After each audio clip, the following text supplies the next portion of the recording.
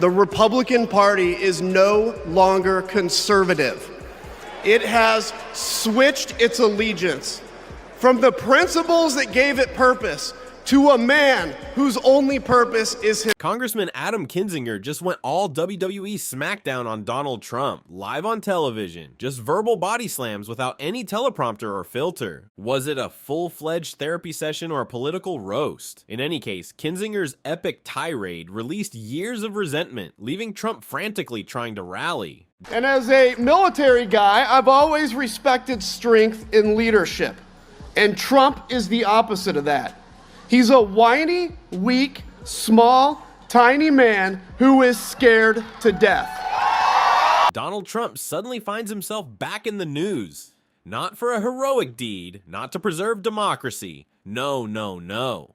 This time it's because on live TV, Adam Kinzinger simply verbally folded him like a cheap lawn chair, and it was truly a sight to behold. The professional Trump critic and former Republican Congressman Kinzinger decided he had time today, and we mean full send when we say he went off. The man who somehow made the word covfefe a part of American history was completely demolished rhetorically with no holding back or playing nice. Donald Trump is a weak man pretending to be strong. He is a small man pretending to be big. He's a faithless man pretending to be righteous. He is a criminal who is addicted to playing the victim. It all began when Trump, in typical fashion, launched yet another tirade on his preferred platform, replete with personal attacks, half-baked conspiracies, and his signature blend of bravado and victimization. Kinzinger, however, wasn't going to overlook it this time. Kinzinger delivered a verbal assault so devastating that even Trump's most loyal supporters had to sit up and take notice. With the accuracy of an experienced prosecutor and the vigor of someone who has been suppressing their emotions for far too long. Subscribe if you're enjoying it. He criticized Trump's never-ending complaints, his power-hungry tendencies, and his total incapacity to ever accept responsibility for anything. He didn't stop there, though. Kinzinger went further, revealing Trump's shortcomings as a leader, his readiness to blame his own supporters, and his remarkable propensity to make everything about himself, regardless of the circumstances. The former congressman even made fun of Trump's tough guy persona, reminding everyone that the self-proclaimed fearless leader was nowhere to be seen when the January 6th uprising ended, observing it as if it were a reality TV program while lounging in the White House. That we got a bad trade deal with Canada and Mexico. It's like 1984, where we're supposed to forget what happened yesterday when he negotiated the USMCA and called it the greatest trade agreement ever negotiated. So what is it? Trump, make a decision. It is so counter to who America's soul is. We rebelled against exactly what we have in government right now. And I think that natural kind of feeling is still alive in the American people. And so we want to take America back from the oligarch class thing. And I think that could start to develop over the next few months and really turn into something that... And over the coming months, I believe that could begin to take shape and truly become something. The takedown was so brutal and unvarnished that you could practically hear the political community gasping in unison. It was more than a criticism. It was a dismantling. The sort of political mutilation that garners media attention, ignites heated arguments, and above all, gets under Trump's infamously sensitive skin. Let's be honest, Trump is about as resilient as a soggy paper towel when it comes to taking criticism. In one moment, he is bragging that he is the greatest thing to have happened to America since the invention of fried food, the strongest and the smartest. The next time he posts, he is furious in all caps because someone on TV dared to be honest about him. Kinzinger was the one hurling the haymakers this time. To be fair, Trump roasting is nothing new to Kinzinger. It's a full-time position now. However, this takedown was art, the kind of masterfully done takedown that causes you to stop, set your phone aside, and give a slow applause in appreciation.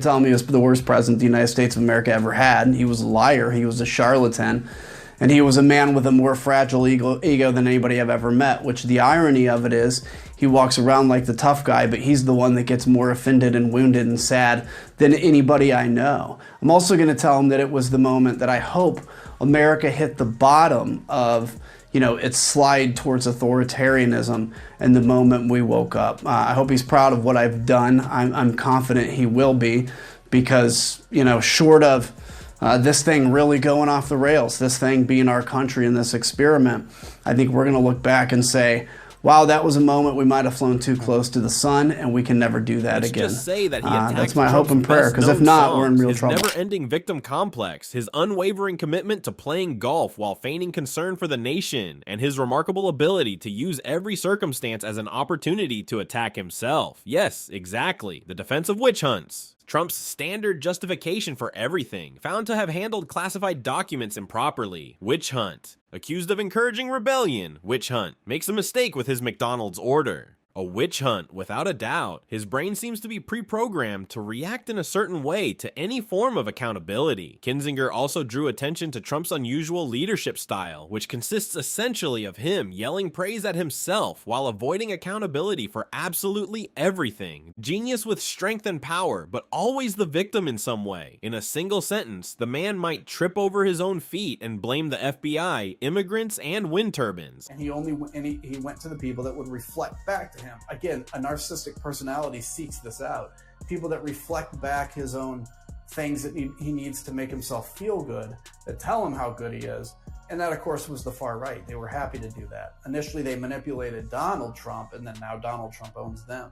And so I think that's all it is. I think it is all about himself. He can't be seen as a loser, and he has no empathy for anything but himself. And I think that's really the best explanation of why he's doing it. Yes, exactly. The alleged business whiz. The one thing that Trump's most ardent supporters will fight for until the day they die, as if it were their life. This is the same man who managed to force a casino into bankruptcy, a business model that is literally intended to drain people's pockets of cash. Take a moment to consider that. Every time the House prevails. Even the House files for Chapter 11 unless you're Donald Trump. He was nevertheless praised as a financial genius in spite of this. When someone has burned water, it's like calling them a great chef. Adam Kinzinger, a former Republican congressman, was unreserved in his criticism of Trump's carefully manicured persona. Kinzinger claims that Trump's whole brand is based on the delusion of strength, a tough guy persona that breaks down the minute he receives even the slightest criticism. He spends his days complaining on social media about how unfair life is to him, despite his desire to be viewed as a fearless leader. Even though the man is as resilient as a soggy paper towel, his supporters nevertheless regard him as a warrior. At this point, it's an Olympic-level mental gymnastics routine, and to be honest, the MAGA crowd would be unbeaten if cognitive dissonance were awarded a gold medal. Despite Trump's personal attacks against you and promises of retribution,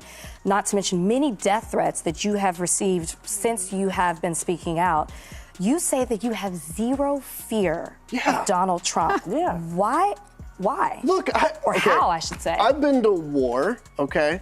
Donald Trump, I'm not trying to just be partisan shots here. He is a small, weak man who is scared to death of people. He's scared to death of strong people. And so for me, I refuse to be intimidated. I didn't break the law. All I did was get answers for the American people. If you want to come after me, you have to make something up. And by the way, if you make something up, I'm going to use that and become twice the pain in your backside that I ever have been if you're going to come after me for no reason. And the American people won't stand for it. They may have elected Donald Trump, but they still want the law and the justice system to work as it should. His notorious statement, "I hire the best people," comes next. You know, the same best people who, the moment they stop groveling at his feet, either get thrown out, turn on him and tell everyone, or wind up in prison. Blind loyalty and a readiness to risk federal indictments on his behalf are the two basic requirements that really determine his hiring process. He will be questioned if someone, heaven forbid, doesn't break the law for him. All of a sudden, they are a loser, a rhino, or a member of the alleged deep state plot, not to mention the issue of legal fees. Trump has the financial commitment of a deadbeat father, but demands allegiance. He continues to host expensive Mar-a-Lago dinners to finance yet another round of lawsuits, leaving his lawyers, campaign staff, and former allies struggling to cover their own legal expenses. Ultimately, Trump's entire image is a house of cards, supported by his bluster, grievances, and a loyal following that will continue to ignore reality as long as he continues to provide them with the outrage they so desperately want. However, reality has a humorous way of catching up with you. Even the most skilled scammer eventually runs out of marks. In addition, Donald Trump's legal issues are a complete circus. The man has more court appearances than a defunct reality TV personality who is attempting to remain popular. Every other week there's a new scandal, a new indictment, or another last-ditch effort to avoid responsibility. If he sneezes too forcefully at this point, a prosecutor is most likely working on a multi-count indictment for reckless nasal discharge. The truth? Donald Trump is as soft as a marshmallow that has been microwaved. He loses his composure when someone criticizes him. He dissolves into an angry pool of grievances, accusations, and irrational conspiracy theories. Effective leaders accept accountability for their deeds. Trump, though?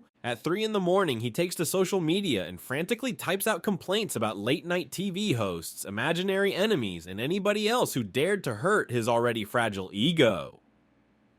Adam Kinzinger, a former congressman, put it succinctly: the expiration date of Trump's act has long passed. The same stale routine forms the foundation of his entire political brand. Any hope of real governance is drowned out by a never-ending circus of reality TV, rehashed complaints, and endless excuses. He turns every setback into a personal attack, and every criticism into some elaborate plot against him, because he thrives on chaos rather than leadership. Somehow, though, people are still waiting in queue for this disaster series' 5th season. It's puzzling. The script is always the same. Trump's ever-expanding list of enemies, new villains, and new outbursts about how unfair the world is to him. The economy might be in decline. There may be a spiral in foreign policy. The true crisis in Trump's mind, however, is if his name isn't trending for the right reasons. He refuses to accept responsibility, even when his shortcomings are obvious. His strategy is the same, whether he loses an election by millions of votes, incites an uprising, or fails to respond appropriately to a pandemic. Anyone who dares to acknowledge reality should be avoided, denied, and demonized. Leaders motivate others. Trump complains. Leaders find solutions to issues. Trump produces them in order to remain current. Kinzinger has made it clear that the nation deserves better, as have other people who have escaped Trump's hold. Nevertheless, Trump's constant meltdown is still viewed as a strength by MAGA supporters. However, being strong doesn't mean losing your temper when you don't get your way. Not holding other people responsible for your shortcomings is a sign of true strength. Running for office to settle personal scores and relive old grievances like a bitter, washed-up celebrity desperate for one last chance at relevance is definitely not a sign of true strength. Whether Trump's political act is becoming stale is not the question. Yes, it is. Before they finally switch the channel, how many more times will people fall for the same routine? In actuality, Kinzinger said nothing that anyone listening could not already tell. However, he delivered it in a way that broke through the clutter with the ruthless candor that Trump is most afraid of. Since Trump ultimately has no fear of investigations, lawsuits don't frighten him. He's not even afraid of going to jail. What does he really fear? Being revealed as a phony, and Kinzinger did just that in a matter of minutes.